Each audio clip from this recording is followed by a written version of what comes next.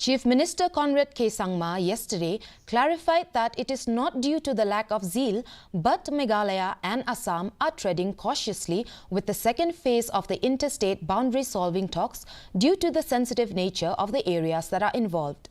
The second phase of the interstate boundary solving process has been hanging fire for the past 1 year, with only assurances of the resumption of talks from both the government.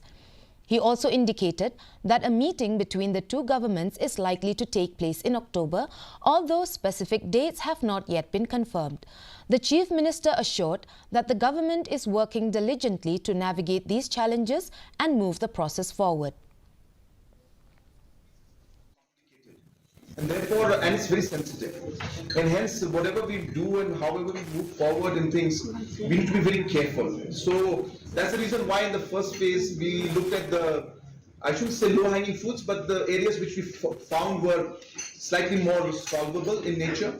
So therefore, we are being sensitive and careful as we move forward. Locations like Lampi, locations like PCR, Kanduli, Block 1, Block 2, we understand that there have got a lot of complications. So it's not as simple as the first one.